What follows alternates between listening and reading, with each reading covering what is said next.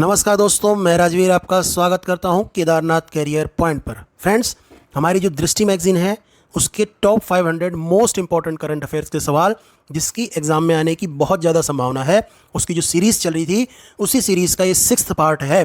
तो चलिए friends, start करते हैं हम अपनी वीडियो को। तो जिसमें आज से जो पहला सवाल स्टार्टिंग में है वो है कि लिथुआनिया के राष्ट्रपति के रूप में कौन पुनर्निर्वाचित हुआ दोबारा से। तो गीटानोस नोसेदा, गीटानोस नोसेदा। अगला सवाल कि मेक्सिको ने किस देश के साथ अपने कूटनीतिक संबंध समाप्त कर दिए। तो इक्वाडोर के साथ समाप्त कर दिए। अगला सवाल कि विश्व सैन्य व्यय प्रवृत्ति 2023 नामक रिपोर्ट के अनुसार वर्ष 2023 में विश्व में सर्वाधिक सैन्य व्यय करने वाले शीर्ष 3 देश कौन कौन से हैं। तो भाई यूएसए, चाइना और रसिया। अगला सवाल कि टाइम मैगजीन की जो वर्ष 2024 की 100 सबसे प्रभावशाली लोगों की सूची बनाई गई है उसमें भारतीय लोगों यानी भारतीय मूल के लोगों ने जगह बनाई है। कितने हैं वो लोग? तो वो लोग हैं 8। ठीक है, 8 लोगों ने बनाई है। कौन कौन?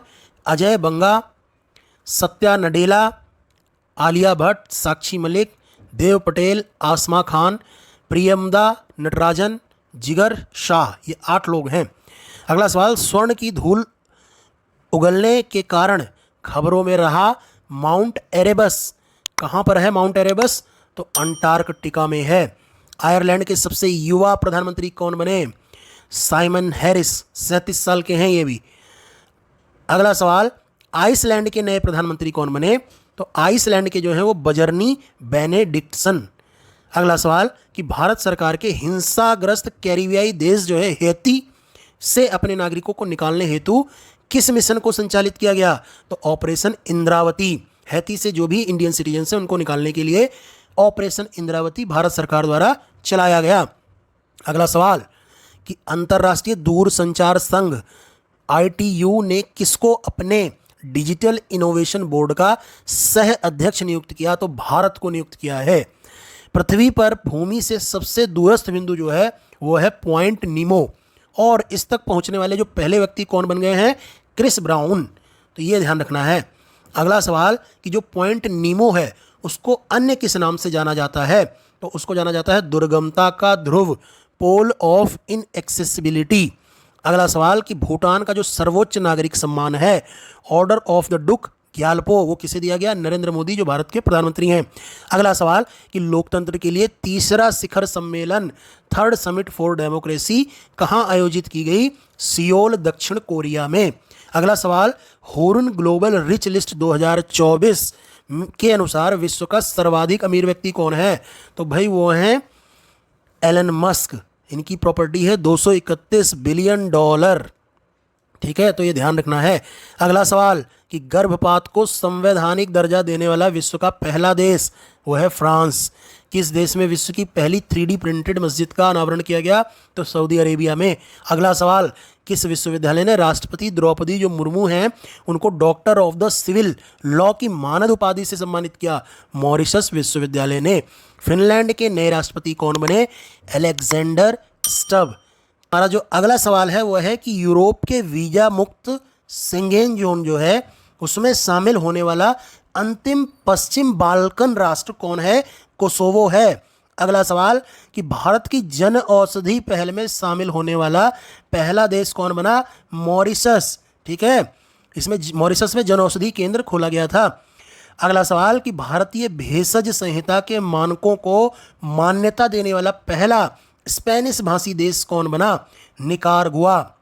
अगला सवाल कि भारत और किस देश के बीच आतंकवाद और मादक पदार्थों तस्करी और मनी लॉन्ड्रिंग जैसे मुद्दों पर सहयोग को मजबूत करने हेतु होमलैंड सिक्योरिटी डायलॉग 2024 का आयोजन किया गया? किसके बीच में? भारत और अमेरिका के बीच में।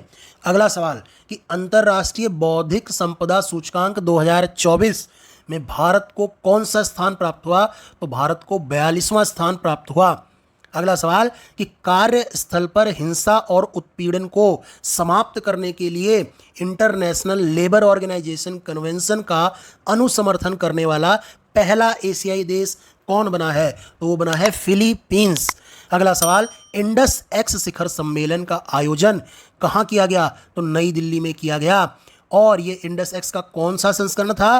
तो ये भी ध्यान रखना है, दूसरा संस्करण था। इंडस एक्स का जो पूर्ण फुल फॉर्म जो पूछी जाएगी तो वह है India US defence acceleration ecosystem. अगला सवाल, किस देश में चक्रवात किरिली ने भारी तबाही मचाई? ऑस्ट्रेलिया में। और ये कैसा चक्रवात था? उष्ण कटिबंधीय चक्रवात था। अगला सवाल कि अफ्रीकी देश लाइबेरिया के राष्ट्रपति का पद किसको मिला है? जोसेफ बोकाई। अगला सवाल कि युगांडा में कौन सा शिखर सम्मेलन आयोजित किया गया? तो वो था तीसरा दक्षिण शिखर सम्मेलन, थर्ड साउथ समिट। ये युगांडा में आयोजित की गई। अगला सवाल कि ये जो समिट थी इसका केंद्रीय विषय क्या था? तो लिविंग नो वन बिहाइंड। अगला सवाल कि इस शिखर सम्मेलन के प्रतिभागी कौन कौन थे? तो G77 जो है, G77 ग्रुप, उसके सदस्य देश एवं चीन, चाइना भी था। अगला सवाल, किस देश के 3 शहरों या नगरों ने 22 जनवरी 2024 को अयोध्या के राम मंदिर दिवस के रूप में घोषित किया? तो वो है कनाडा। और ये कनाडा के कौन कौन से 3 शहर हैं? उसमें पहला है ब्रैम्पटन, दूसरा है ओकविले, तीसरा है ब्रेंटफोर्ड। ये 3 शहर जो हैं कनाडा के हैं जिन्होंने अयोध्या राम मंदिर दिवस 22 जनवरी 2024 को घोषित किया। और ग्वाटेमाला के जो नए राष्ट्रपति हैं वो कौन बने हैं? बर्नार्डो एरेवलो ये बने हैं। अगला सवाल, कौन डेनमार्क के नए सम्राट बने? डेनमार्क के नए सम्राट फ्रेडरिक 10th। अगला सवाल, भारत ने किस देश में भारत पार्क स्थापित करने की घोषणा की? तो संयुक्त अरब अमीरात में। अगला सवाल, फ्रांस के सबसे कम उम्र के प्रधानमंत्री कौन बने? ग्रेबियल अट्टल फ्रांस के सबसे कम उम्र के प्रधानमंत्री बने। अगला सवाल, किस देश ने भारत में हरित ईंधनों पर गठबंधन यानी अलायंस ऑन ग्रीन फ्यूल्स की घोषणा की? तो वो है डेनमार्क ने घोषणा की अलायंस ऑन ग्रीन फ्यूल्स की। तो ये हमारा 6th पार्ट इसका खत्म होता है। हम मिलते हैं इसके अगले पार्ट में। Thanks for watching the video.